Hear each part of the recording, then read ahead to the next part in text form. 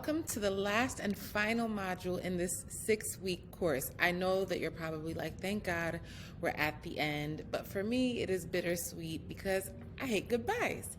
Well, before we get to the goodbye stage, we have a lot to talk about in this module where we focus on strategic elevation for the culturally competent colleague.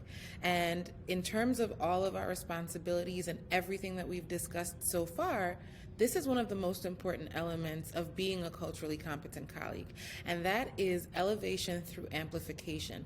Amplification of your voice, amplification of the voices of others, amplification of the importance of issues, or amplification of the need for accountability, or in some cases, amplifying circumstances where accountability is lacking. So without further ado, let's jump right on into this last and exciting module that will help you navigate and apply all of the things that you've learned so far. So here's what we are going to cover in this module. First, we'll define amplification and discuss why it is such an important part of the colleague competency journey. Then we'll talk a bit about the ways in which you can build your own platform to create amplification for yourself and others through 3 key strategies. And lastly, we'll discuss what you can do now that you've completed this course and you are officially a culturally competent colleague through education and professional insights. Let's go. Now, when we talk about amplification, it's important to understand that defining it in its original context is different than the context in which we need to define it for the purpose of colleague competency. So generally speaking, amplification is the act of enlarging upon or adding details to a storyline or a narrative or a statement. But when we talk about colleague competency, amplification looks and manifests itself slightly differently. In the area of colleague competency, amplification is all about elevating the voices and visibility of cultural issues and disenfranchised groups. It's literally about putting the spotlight on the issue that is at hand, how it affects the group, and what we need to do, which is a step that a lot of people tend not to take. Now, there are several ways to accomplish amplification, and since amplification is the end result of this course, is the goal of this course in terms of teaching you how to be culturally competent colleagues, it's important to understand how to accomplish that. So let's get into those strategies. When we speak about amplification, the most important thing to remember is that the pathway to successful amplification is usually through platforms, whether yourself or another's. And so strength and unity is important here, even if you are the persistent minority. So if it's 3 of you, it's okay. That is a platform and amplification is still possible. Now, in terms of the strategies, there are 3. The first is strategic planning partnerships, and we'll talk about each in depth in a second. The second is strategic elevation, which is the title of this module, but more specifically, strategic elevation through spotlighting. And the third is strategic enlightenment. Now, when we talk about strategic planning partnerships as a strategy to accomplish amplifications, this involves using the platforms of others in order to create the presence of an opinion or viewpoint or perspective that perhaps otherwise would not be included.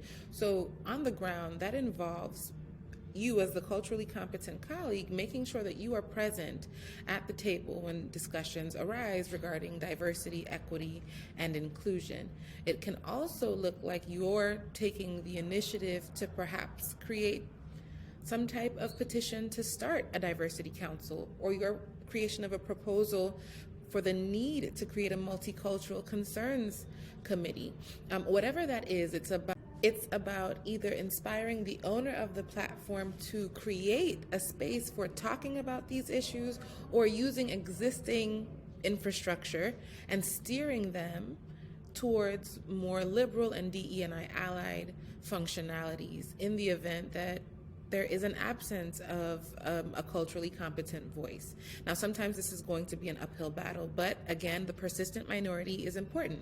So a part of amplification in this strength is partnership, finding other people to join you in the cause, finding other people to infiltrate culturally irresponsible cohorts or systems within your organization who are supposed to be operating in the best interest of colleagues, but unfortunately are not. And so again, that when we focus on interest convergence, you are ultimately combating that by maintaining a presence and being tactful and strategic, while also making sure that things are not swept under the rug in your organization or kind of fall off to the wayside.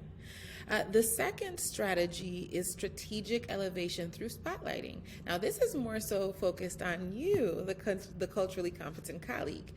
The beauty in communication is that we have the ability to say what we want, and sometimes that's not a beautiful thing. However, when we're talking about an area that has been overlooked and sidelined for centuries or decades, it's important to recognize that spotlighting is one of the most important tools in your arsenal to combat cultural irresponsibility. Now, again, when we speak individually, this physically looks like you as the culturally competent colleague, perhaps in a staff meeting, raising concerns about a policy that may be inequitable. I've personally done this about a policy that required our entire director staff to forfeit, ultimately yield earned vacation hours in order to lighten the financial burden of the organization.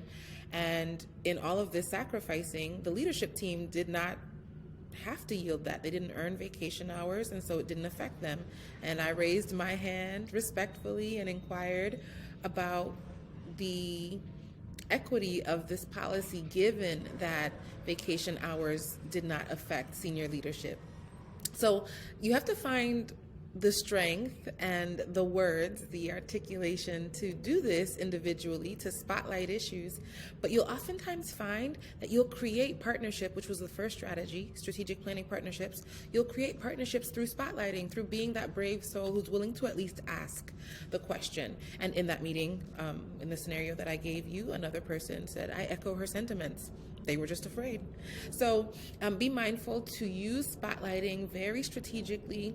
Of course, if your job is a lifeline of sorts and there's no flexibility for loss, then you want to be mindful about how you do that. You don't always have to choose my route, which is to ask directly. You can submit an anonymous article about this to the organizational publication. I worked in higher education, so there were always newsletters.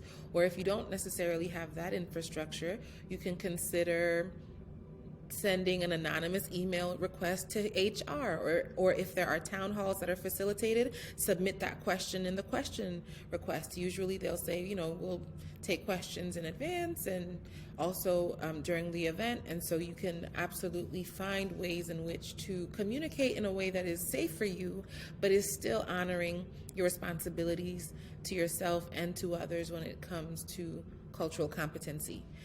The third and final strategy is strategic enlightenment, and this is all about an exchange. So this isn't about the platform of another per se, or your platform, you serving as a platform.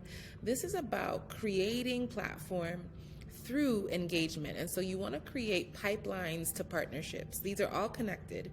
And as the culturally competent colleague, whenever you meet someone, that is another opportunity to assess whether or not this person has an equity or inequity mindset. And if you find that they are in the inequity space, then you can use strategic enlightenment to at least plant seeds of thought.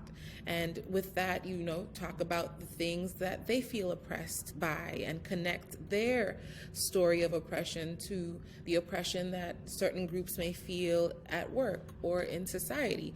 This is all about using the tools that you've gotten in the first 5 weeks and turning them into action so that you're amplifying the issues, amplifying the voices, rather amplifying the attention to the issues and amplifying the voices.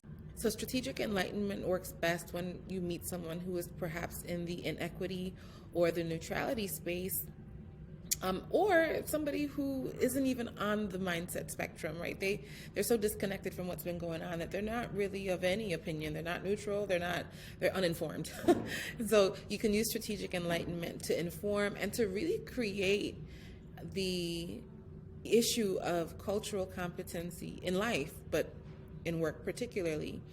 Create a space for it in the minds of people, as opposed to the default kind of method of thinking about these issues and, dismissing it as something that's unimportant. It's not really central to life in the workspace. It doesn't affect me. This is strategic enlightenment is your way of engaging and creating a pipeline of partners who will kind of go forward and become culturally competent colleagues, relatives, society members.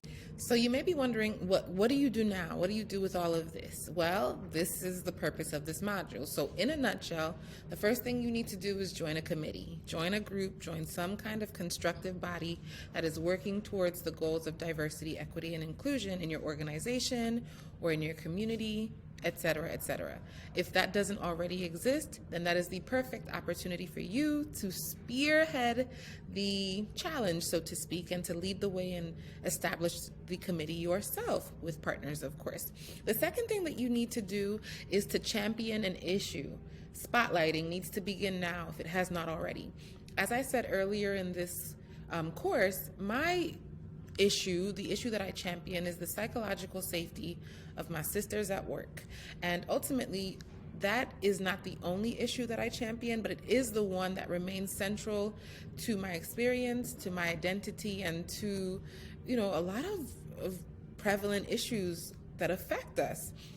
So champion an issue today. Pick a group, pick an issue, pick whatever you feel connected to in the DE&I space, and be a consistent and persistent objector when things arise that threaten this group. Now, you should do this for all groups, but again, this is about strength and unity. You are not the only person present, and so you can do your part by championing an issue. Champion it for a group, and that would be meeting your need, and encourage others to do the same without steering them to your group, without biasing them in any way. And then lastly, start creating enlightenment opportunities. Begin networking. And I would encourage you, if you're emotionally capable, to do so with people who perhaps present with inequity or neutrality mindsets. Start to get to know them, get to understand how they think, why they think it. Nobody is more open to conversation than when it's about them. So that's a wonderful first step. Start your strategic enlightenment process by first getting connected to people who you're not currently connected with, and perhaps who you may find to be on the opposite end of the personality or ideology spectrum than you are. And then start to plant seeds, invite them to things, begin engaging them, start moving them towards the equity side of the spectrum slowly. You don't have to tell them that's what you're doing, but ultimately that's what you're doing. All right, everybody, that is it for Module 6, Strategic Elevation. We talked about strategic planning partnerships, we talked about strategic elevation through spotlighting, and we talked about strategic enlightenment as all three effective strategies to achieve amplification of cultural issues. So amplification has been defined in this course or in this module as elevating the visibility and audibility of cultural issues and disenfranchised groups. And so there's a lot in this chapter to consider, this module to consider, even though it's a fairly shorter module. So I encourage you to go into your grow sheet, look at the ways in which you have amplified things already, and also determine the ways in which you can begin amplification moving forward using these three strategies. And I look forward to seeing you guys in study hall on Sunday. All right, have a wonderful day, a wonderful week, and I will talk to you, or perhaps you'll see me talking to you soon. Bye-bye.